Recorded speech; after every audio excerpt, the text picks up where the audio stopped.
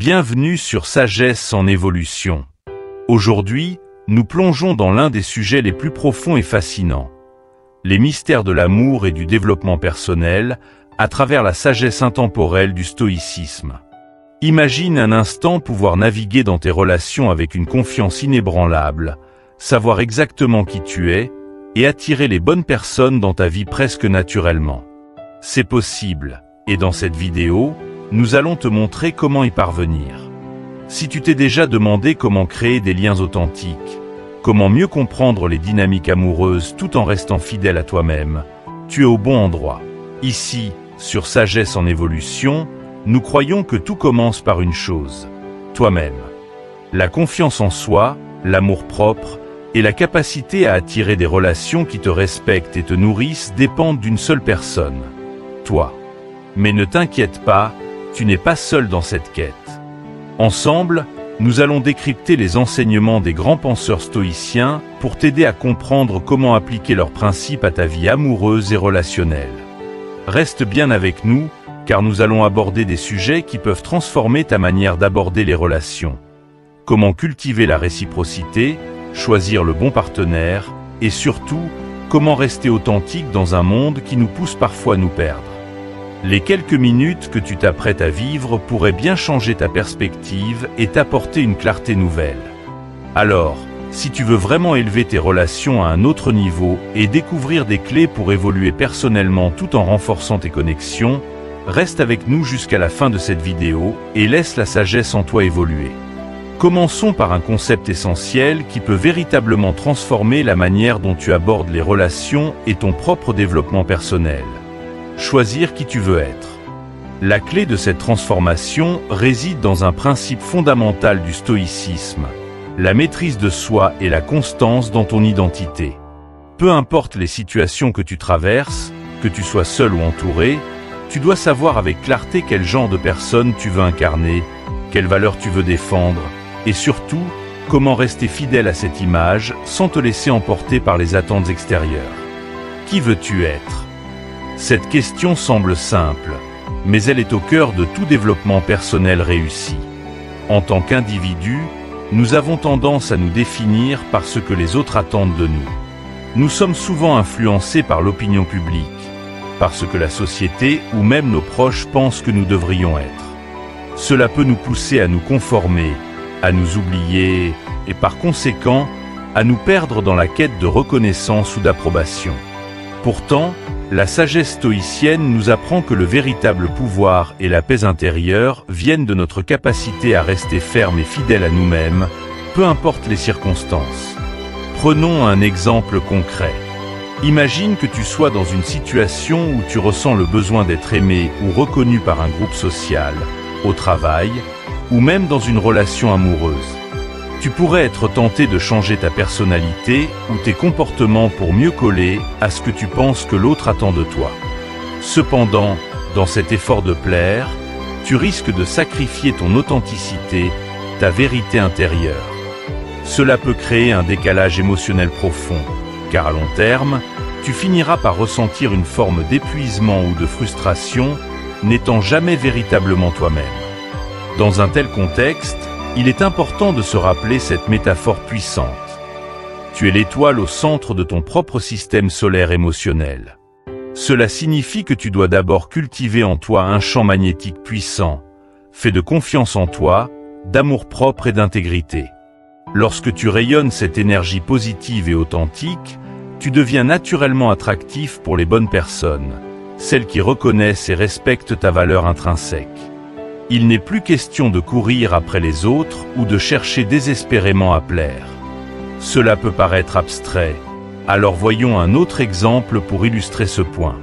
Imagine un entrepreneur débutant qui souhaite attirer des clients ou des partenaires d'affaires. S'il passe son temps à poursuivre chaque opportunité sans discrétion, sans véritablement rester aligné sur ses valeurs et sa vision, il risque de se retrouver épuisé, voire frustré.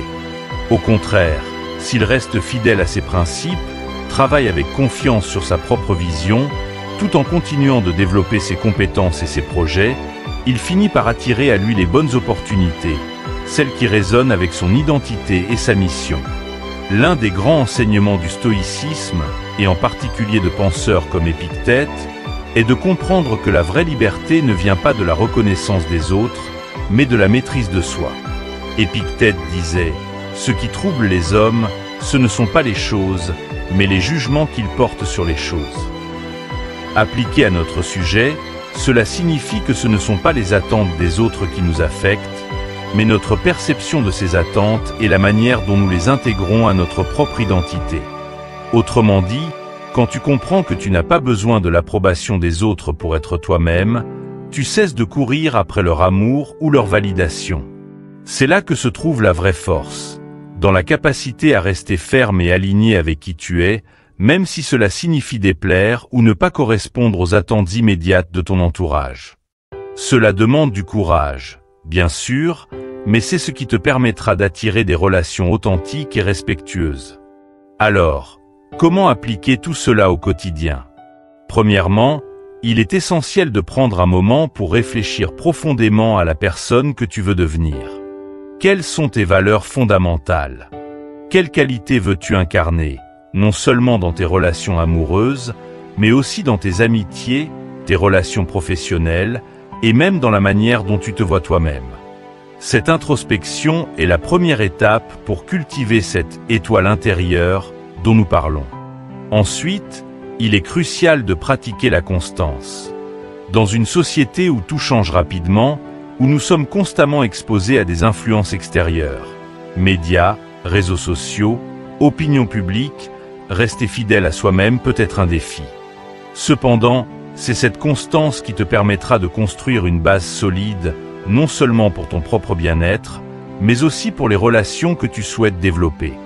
Les gens autour de toi seront attirés par cette stabilité, cette intégrité que tu incarnes, car ils sauront que tu es quelqu'un de fiable, sur qui ils peuvent compter. Cela ne signifie pas que tu devrais être rigide ou inflexible. La constance ne doit pas être confondue avec l'incapacité à évoluer. Au contraire, être fidèle à soi-même implique aussi d'être ouvert à la croissance, de toujours chercher à devenir une meilleure version de toi-même, mais sans jamais sacrifier tes valeurs fondamentales dans le processus. Pour illustrer cela, prenons l'exemple d'une relation amoureuse. Souvent, les premières phases d'une relation sont marquées par une volonté mutuelle de plaire à l'autre.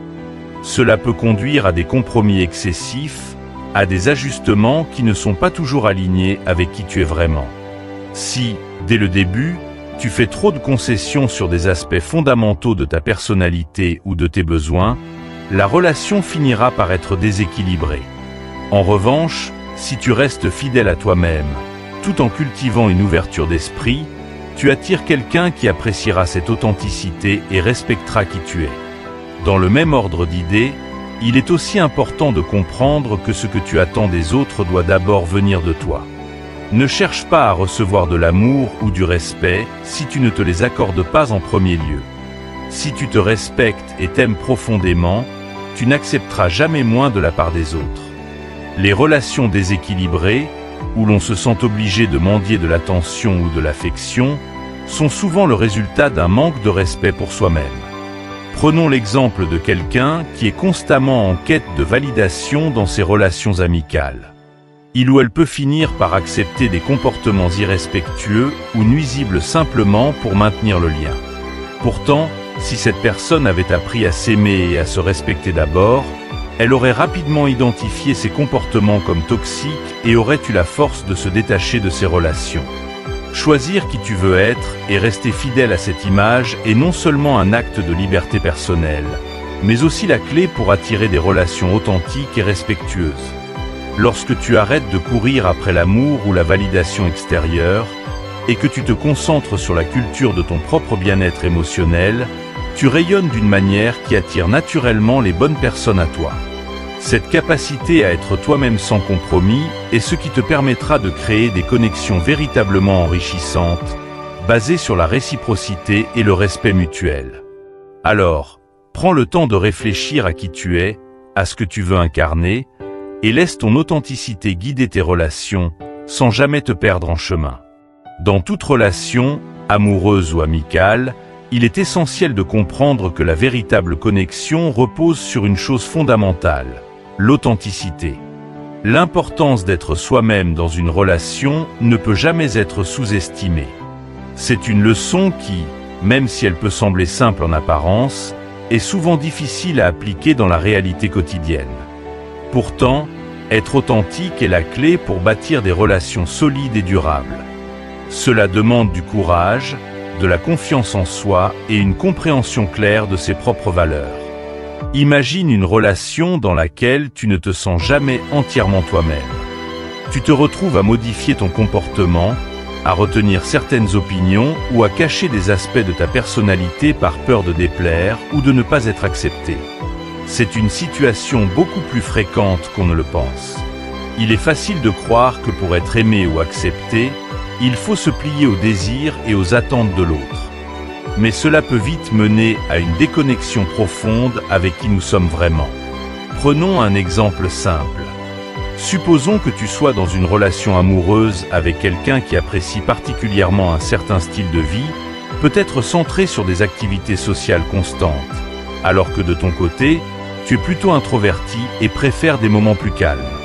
Au début, par désir de plaire, tu vas peut-être accepter de te conformer à ce mode de vie, en participant à des sorties et des événements qui, au fond, ne te plaisent pas tant que ça. Si cela continue sur le long terme, tu risques de ressentir un décalage grandissant, un épuisement émotionnel dû à l'effort constant de maintenir une image qui ne correspond pas à ta nature. Cette situation peut entraîner frustration, ressentiment, et éventuellement une rupture émotionnelle avec toi-même et avec l'autre. L'une des grandes erreurs que beaucoup de personnes commettent dans les relations est de croire que l'amour signifie faire des compromis à tout prix. Mais, comme l'ont enseigné les stoïciens, le compromis ne doit jamais se faire au détriment de notre intégrité. Certes, toute relation exige un certain degré de flexibilité et de tolérance. Cependant, il y a une grande différence entre faire des ajustements pour améliorer la relation et renoncer à des aspects fondamentaux de notre personnalité. L'authenticité dans une relation signifie d'abord et avant tout avoir le courage d'être vulnérable. Être soi-même implique de montrer ses forces, ses faiblesses, ses insécurités et ses vérités. Cela peut être effrayant. Nous avons souvent peur que, si nous montrons qui nous sommes vraiment, l'autre personne ne nous acceptera pas. Pourtant, c'est précisément cette vulnérabilité qui permet de construire une relation plus profonde et plus significative.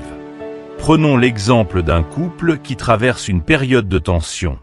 Si l'un des partenaires cache ses ressentis par peur de provoquer des conflits, cela crée une barrière invisible dans la relation. À long terme, cette absence d'honnêteté émotionnelle peut éroder la connexion entre les deux individus. En revanche, si ce partenaire exprime ses véritables sentiments ou qu'il soit de la frustration, de l'inquiétude ou même de la tristesse, il ouvre la porte à une communication authentique. Certes, cela peut mener à une conversation difficile, mais c'est souvent en traversant ces moments que la relation devient plus solide. L'un des piliers d'une relation saine est la confiance en soi. Comme le dit un proverbe stoïcien, il n'y a qu'une seule façon de bonheur. C'est de cesser de se soucier de ce qui est hors de notre contrôle. Cette phrase prend tout son sens dans le contexte des relations. Beaucoup de gens passent leur temps à essayer de contrôler l'opinion ou le comportement de leur partenaire, espérant façonner la relation à leur image idéale. Or, cela ne fait que créer des tensions. Ce que tu peux contrôler, c'est la manière dont tu choisis de te présenter dans la relation. En d'autres termes, il s'agit de rester fidèle à toi-même, quelles que soient les circonstances. Un autre aspect crucial de l'authenticité dans les relations est la clarté sur tes valeurs fondamentales. Chaque individu a un ensemble de valeurs qui le guident dans la vie. Ces valeurs peuvent être l'honnêteté, la loyauté, le respect, la liberté ou encore la croissance personnelle. Dans une relation, il est impératif que ces valeurs soient non seulement respectées, mais également partagées dans une certaine mesure. Si, par exemple, tu es profondément attaché à la transparence et que ton partenaire n'accorde pas autant d'importance à ce principe, cela créera inévitablement des frictions. Prenons un autre exemple, celui d'une personne pour qui la croissance personnelle est une valeur centrale. Si cette personne se retrouve dans une relation avec quelqu'un qui n'est pas intéressé par l'amélioration de soi, par la recherche d'une meilleure version de lui-même, cela risque de provoquer une rupture à long terme.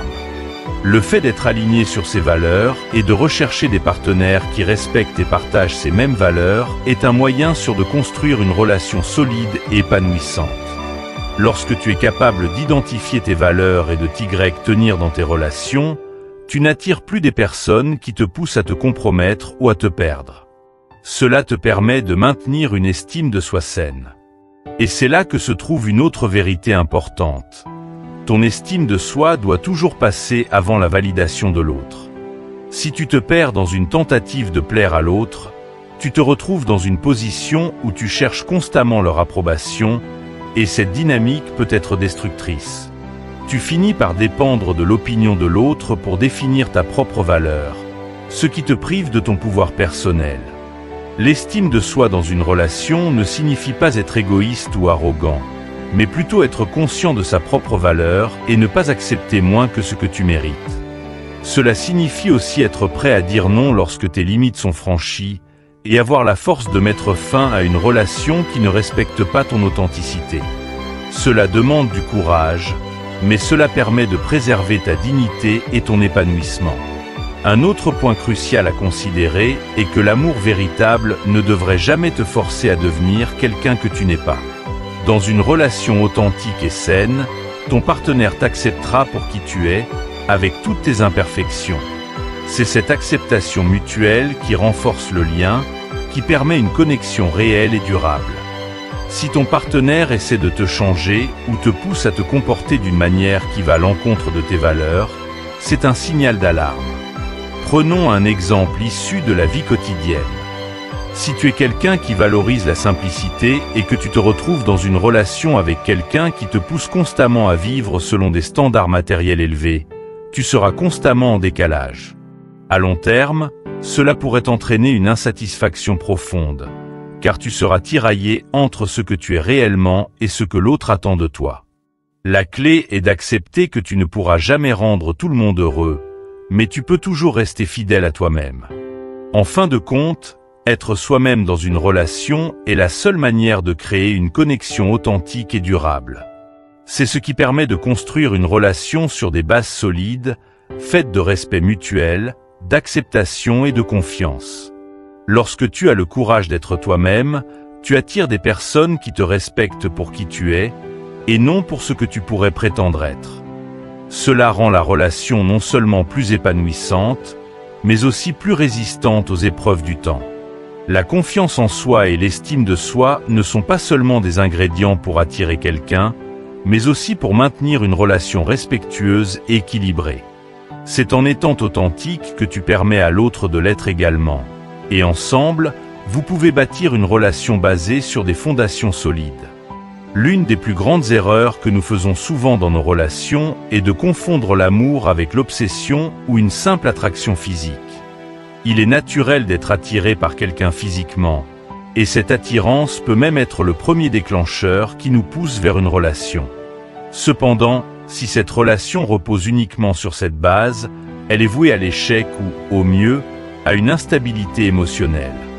De plus, une obsession déguisée en amour peut conduire à des relations toxiques, où le véritable bien-être des partenaires est souvent sacrifié pour des besoins immédiats ou égoïstes. La première chose à comprendre ici est la nature fugace de l'attraction physique. L'attirance physique, bien qu'importante, est éphémère. La beauté extérieure, avec le temps, s'altère inévitablement. Nous vieillissons tous, et avec cela, nos apparences changent. Si notre relation se base uniquement sur cette beauté extérieure, elle risque de s'effondrer dès que cette dernière commencera à s'effriter. C'est pourquoi il est vital de chercher au-delà de l'apparence pour établir une connexion profonde et durable avec l'autre personne. Prenons un exemple classique. Imagine un couple dont la relation est principalement construite sur une attirance physique mutuelle. Au début, tout semble parfait. Ils sont fortement attirés l'un par l'autre, passent du temps ensemble, et l'alchimie est indéniable. Cependant, au fil du temps, cette attirance commence à diminuer, et ils réalisent qu'il y a peu de fondations sur lesquelles la relation peut réellement reposer. Ils n'ont pas pris le temps de comprendre leur personnalité respective, de se soutenir émotionnellement, ou même d'apprécier leurs qualités intérieures. Lorsque la phase d'euphorie initiale s'estompe, ils se retrouvent dans une relation qui manque de profondeur et de véritable connexion émotionnelle. C'est ici que le stoïcisme offre une perspective essentielle. Ne pas s'attacher à des sentiments éphémères ou superficiels.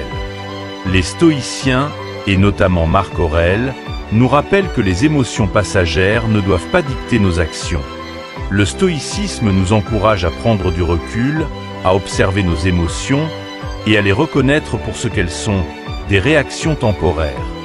En d'autres termes, la passion, l'attraction immédiate et l'euphorie amoureuse sont toutes des émotions valables, mais elles ne doivent pas être confondues avec de l'amour véritable. Alors, qu'est-ce que l'amour véritable, selon une perspective stoïcienne?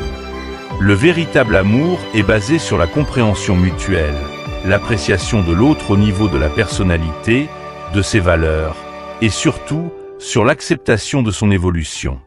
En effet, une relation qui repose uniquement sur l'attraction physique est statique. Elle est centrée sur un instant figé dans le temps, ce moment où l'autre personne nous plaît physiquement. Mais l'amour véritable, lui, est dynamique. Il s'adapte et évolue avec le temps, au fur et à mesure que chaque partenaire grandit, change et se transforme.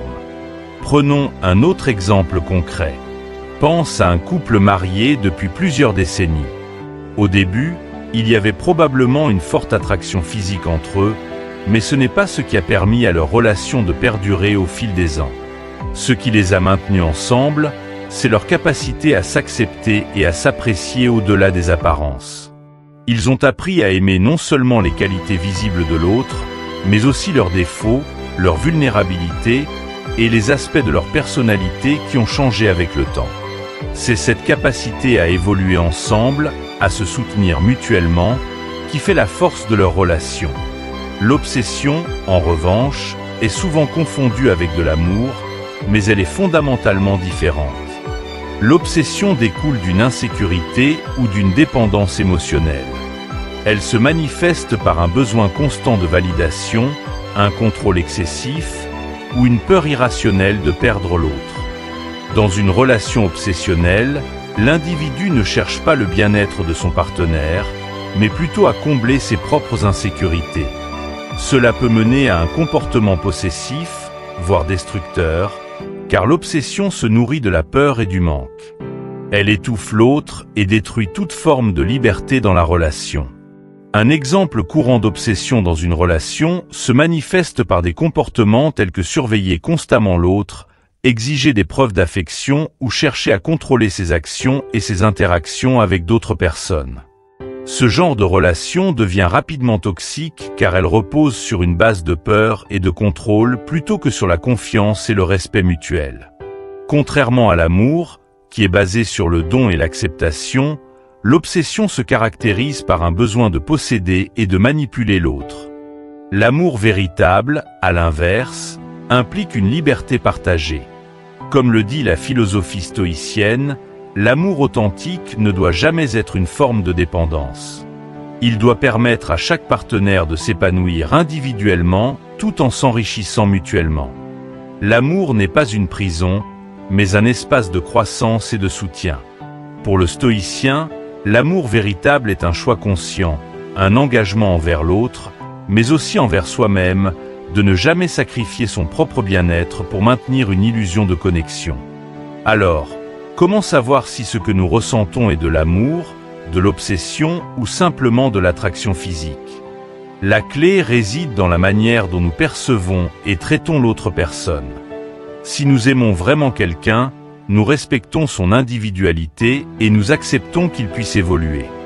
Nous ne cherchons pas à le contrôler ou à le maintenir dans un état figé qui correspond à nos attentes initiales.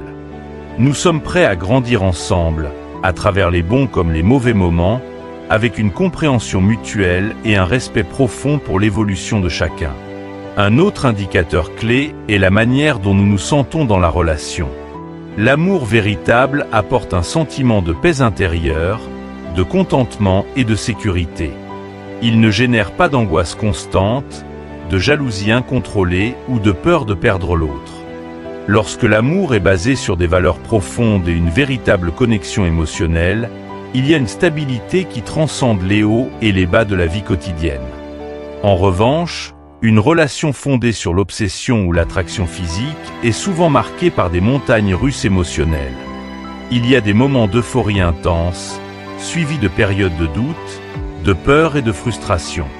Ces relations sont fragiles car elles dépendent de facteurs extérieurs. L'apparence physique, la validation immédiate ou la satisfaction d'un besoin émotionnel urgent. Elles manquent de la profondeur nécessaire pour surmonter les épreuves du temps. En conclusion, différencier l'amour véritable de l'obsession ou de l'attraction physique est une étape cruciale pour construire des relations saines et durables. Le stoïcisme nous enseigne à ne pas nous laisser emporter par des émotions superficielles et éphémères, mais à cultiver des relations basées sur la compréhension, la patience et l'acceptation de l'autre dans sa globalité. L'amour véritable est un voyage d'évolution mutuelle, où chaque partenaire soutient l'autre dans son épanouissement, tout en respectant son individualité. Ce type d'amour est rare, mais il est aussi le seul capable de résister aux épreuves du temps. Lorsque tu apprends à aimer quelqu'un pour sa personnalité, et non simplement pour son apparence, tu construis une connexion qui va bien au-delà des plaisirs passagers et qui enrichit véritablement ta vie. La réciprocité et le respect mutuel sont deux des fondations les plus importantes d'une relation saine. Et il est essentiel de comprendre comment ces concepts interagissent pour construire des relations équilibrées et épanouissantes. Dans une relation où l'une des personnes donne plus qu'elle ne reçoit, une forme de déséquilibre émotionnel peut s'installer, créant frustration, ressentiment et même souffrance à long terme.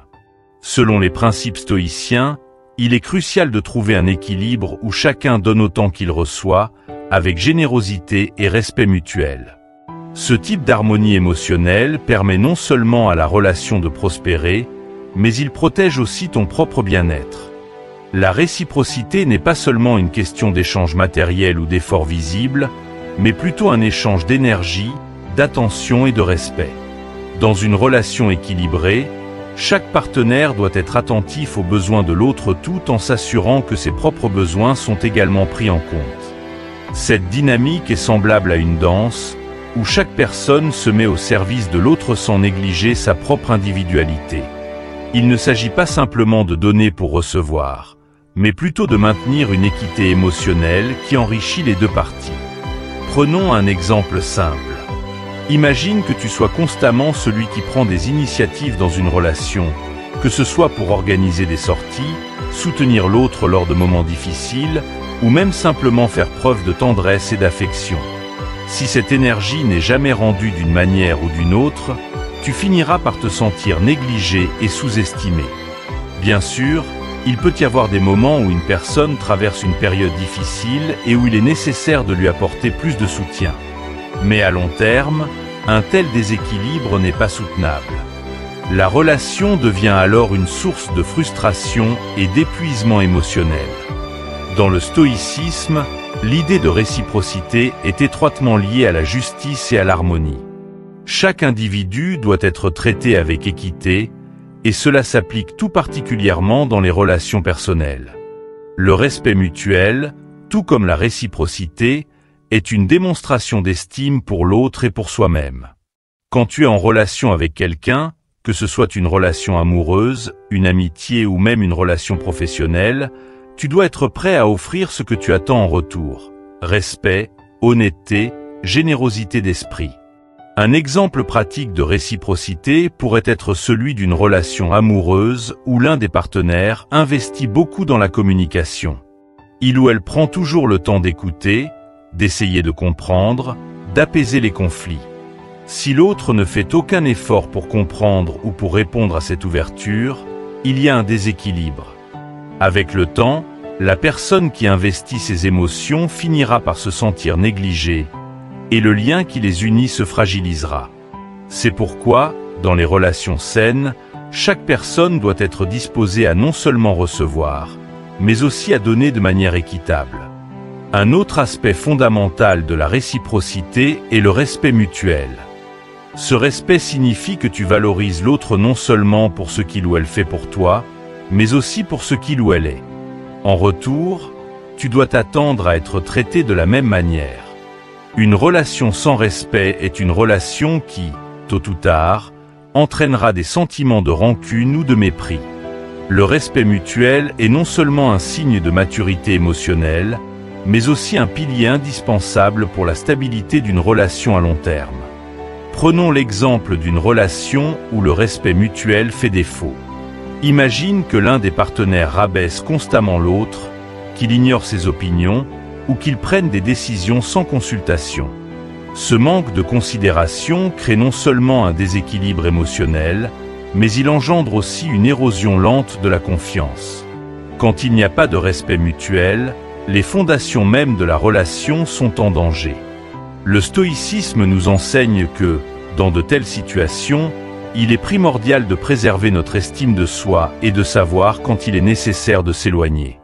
Savoir quand partir est un acte d'amour envers soi-même.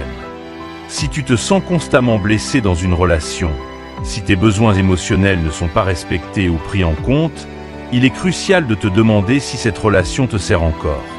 Trop souvent, nous restons dans des relations par peur d'être seuls ou par espoir que les choses changeront avec le temps. Cependant, rester dans une relation où la réciprocité et le respect sont absents peut conduire à des blessures émotionnelles profondes et durables. Prenons un exemple concret d'une personne qui reste dans une relation malgré une douleur constante. Imagine une femme qui se retrouve avec un partenaire émotionnellement distant, qui ne lui montre ni affection ni soutien, même lorsqu'elle en a le plus besoin. Chaque fois qu'elle essaie d'aborder ses préoccupations, il la minimise ou la rejette. Avec le temps, elle commence à douter de sa propre valeur, pensant que peut-être elle ne mérite pas mieux, ou que c'est normal de faire des compromis à ce point dans une relation. Mais ce qu'elle oublie, c'est qu'elle a le droit d'être aimée et respectée pour ce qu'elle est, et que personne ne devrait avoir à mendier l'amour ou l'attention. Le stoïcisme nous enseigne que nous ne devons jamais sacrifier notre intégrité ou notre bien-être émotionnel pour maintenir une relation. Si nous nous sentons constamment dévalorisés ou blessés, nous devons avoir le courage de prendre du recul et de réévaluer cette relation. Cela ne signifie pas que chaque conflit ou désaccord devrait mener à une rupture immédiate. Les relations, qu'elles soient amoureuses ou amicales, nécessitent parfois des efforts pour résoudre les problèmes. Cependant, si ces efforts sont unilatéraux, il est peut-être temps de reconnaître que la réciprocité fait défaut. Il est important de se rappeler qu'aimer quelqu'un ne signifie pas se perdre dans l'autre. L'amour doit aussi inclure l'amour de soi. Si tu n'es pas capable de te respecter suffisamment pour reconnaître quand une relation te cause plus de douleur que de bonheur, tu risques de t'épuiser émotionnellement et de perdre ton propre éclat. Aimer quelqu'un implique aussi de t'aimer toi-même. Tu as le droit de poser des limites, de dire non, et de quitter une relation qui ne te respecte pas. C'est un acte de courage et de respect envers ta propre personne. Le stoïcisme met l'accent sur la maîtrise de soi et sur le fait que nous ne pouvons contrôler que nos propres actions, pas celles des autres. Tu ne peux pas forcer quelqu'un à te respecter ou à te traiter avec considération. Cependant, tu peux décider de la manière dont tu veux être traité, et cela commence par la manière dont tu te traites toi-même.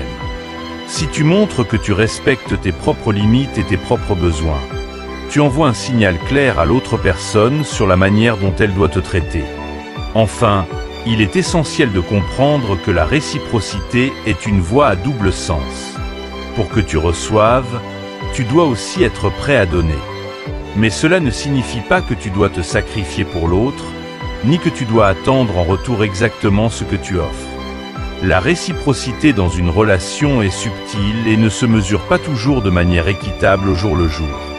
Cependant, à long terme, il doit y avoir un équilibre où chacun se sent valorisé, respecté et aimé.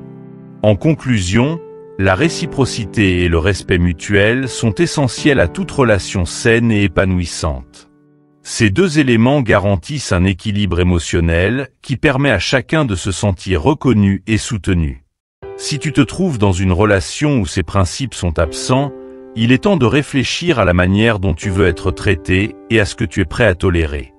N'oublie jamais que l'amour véritable commence par l'amour de soi, et que personne ne mérite d'être dans une relation qui épuise son estime de soi. Fais preuve de sagesse et de courage pour réévaluer tes relations. Et souviens-toi que parfois, la meilleure décision que tu puisses prendre pour toi-même est de partir. Apprendre à laisser partir après une rupture, surtout lorsqu'il y a eu une trahison, est sans doute l'une des épreuves les plus difficiles que l'on puisse traverser. Le sentiment de perte, la douleur émotionnelle et la déception profonde peuvent sembler insurmontables. Pourtant, comme pour toute épreuve, le stoïcisme nous enseigne qu'il y a une manière de naviguer à travers cette souffrance, une manière de ne pas seulement survivre, mais de se reconstruire plus fort et plus sage. Lorsque l'on fait face à une rupture, l'une des premières étapes est d'accepter que certaines choses sont hors de notre contrôle. Le stoïcien Épictète disait « Ce qui trouble les hommes, ce ne sont pas les choses, mais les jugements qu'ils portent sur les choses. » En d'autres termes, ce qui cause notre souffrance n'est pas uniquement l'événement lui-même, la rupture ou la trahison, mais plutôt notre manière de percevoir cet événement. Dans les jours et les semaines qui suivent une séparation, il est facile de se perdre dans la douleur, de ruminer sur ce qui a mal tourné, ou de se demander si les choses auraient pu être différentes. Pourtant, ces réflexions, bien que naturelles, ne nous apportent aucune paix. Elles ne font qu'entretenir le cycle de souffrance. Prenons l'exemple d'une personne qui a été trahie par son partenaire. Après avoir investi du temps, de l'énergie et des émotions dans cette relation, la trahison ressentie lui laisse un sentiment de vide, comme si elle avait perdu une partie de son identité. Les pensées envahissantes sur ce qu'elle aurait pu faire pour éviter cela, ou sur la manière dont elle aurait pu être une meilleure partenaire, peuvent facilement la plonger dans un état de détresse émotionnelle. C'est ici que la philosophie stoïcienne devient un outil puissant. Elle nous enseigne que nous ne pouvons pas changer le passé, ni les actions des autres, mais que nous avons toujours le contrôle sur la manière dont nous choisissons de réagir. La douleur que l'on ressent après une rupture est bien réelle, et il est important de l'accepter.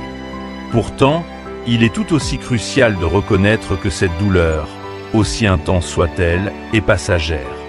Il est naturel, dans les moments de détresse, de croire que la douleur durera pour toujours. Mais comme tout dans la vie, les émotions évoluent. Ce qui semble insurmontable aujourd'hui peut devenir une leçon précieuse demain. Le stoïcisme nous enseigne que ce qui importe, ce n'est pas d'éviter la douleur, mais de comprendre que nous avons la capacité d'en tirer des enseignements et de nous élever au-dessus d'elle. Apprendre à laisser partir implique aussi de reconnaître ce qui est bon pour toi à long terme. Dans le feu de la rupture, il est facile de s'accrocher à l'idée que la relation aurait pu être sauvée, que tout aurait pu être différent si certaines choses avaient été changées. Mais ici, la question cruciale à se poser est: est-ce que cette relation te servait vraiment? Parfois, nous sommes tellement pris dans la peur de la perte que nous oublions de regarder la relation pour ce qu'elle était réellement. Était-elle saine? Respectait-elle tes valeurs? Est-ce que tu te sentais pleinement toi-même dans cette relation? Très souvent, en rétrospective, nous réalisons que ce que nous avons perdu n'était peut-être pas aussi bénéfique que nous le pensions. Lâcher prise, c'est aussi admettre que tu ne peux pas changer les autres. Cependant, la philosophie stoïcienne nous rappelle que nous n'avons aucun contrôle sur les actions des autres. Ce que nous pouvons changer, c'est nous-mêmes. Nous avons le pouvoir de choisir comment nous réagissons à la douleur, comment nous décidons de traiter nos blessures émotionnelles et comment nous envisageons notre avenir. Dans cette optique, le temps devient un allié puissant. Il est courant d'entendre que le temps guérit toutes les blessures, et bien que cela puisse sembler être un cliché, c'est une vérité profondément stoïcienne. Le temps, lorsqu'il est accompagné d'une réflexion sage et d'un désir d'avancer, permet à la douleur de s'atténuer et de laisser place à la guérison. Ce que tu perçois aujourd'hui comme une perte immense pourrait bien, avec le recul, se révéler être une opportunité de croissance personnelle. Après une rupture, tu es souvent obligé de te poser des questions profondes sur toi-même, sur ce que tu veux vraiment dans une relation et sur la manière dont tu peux te reconstruire. Prenons l'exemple de quelqu'un qui a traversé une rupture douloureuse. À court terme, cette personne pourrait être submergée par la tristesse et la déception. Elle pourrait même se sentir trahie par la vie elle-même, en se demandant pourquoi cela lui arrive. Cependant, en adoptant une perspective stoïcienne, elle commence à voir cette expérience non pas comme une malédiction, mais comme une opportunité. Une opportunité de mieux comprendre ses besoins, de renforcer son estime de soi et d'apprendre à se protéger émotionnellement à l'avenir. Ce processus de guérison, bien qu'il puisse être long, finit par ouvrir des portes à de nouvelles possibilités, à des relations plus saines et à une meilleure compréhension de soi-même. Le stoïcisme, avec sa focalisation sur la maîtrise de soi et l'acceptation de ce qui est hors de notre contrôle, nous enseigne aussi l'importance de relever la tête après une chute. La vie est pleine de défis, et une rupture en est un majeur. Pourtant, chaque défi, chaque obstacle, est aussi une occasion de grandir. Comme le disait Marc Aurèle, l'obstacle est le chemin. Cela signifie que les difficultés que nous rencontrons, loin d'être des murs infranchissables, sont en réalité les pierres sur lesquelles nous bâtissons notre force intérieure. En surmontant la douleur d'une rupture, tu deviens plus fort, plus résilient et plus sage. Laisser partir ne signifie pas que tu dois oublier la personne ou nier les moments heureux que vous avez partagés. Il s'agit plutôt de reconnaître que cette phase de ta vie est terminée et que s'accrocher à des souvenirs ou à des espoirs vains ne fera que prolonger la souffrance. La reconstruction commence dès lors que tu fais la paix avec le passé et que tu regardes vers l'avenir avec un cœur ouvert et un esprit calme. Cette phase de reconstruction est une période d'introspection où tu as l'opportunité de te reconnecter avec toi-même. Quelles leçons as-tu tirées de cette relation? Quelle partie de toi as-tu peut-être négligée dans cette dynamique? Comment peux-tu t'épanouir en tant qu'individu en dehors du cadre de cette relation? Ce sont ces questions qui te guideront vers une version plus forte et plus complète de toi-même. En conclusion, apprendre à laisser partir est une étape cruciale dans toute rupture. Cela demande du courage, de la résilience et une grande capacité d'introspection.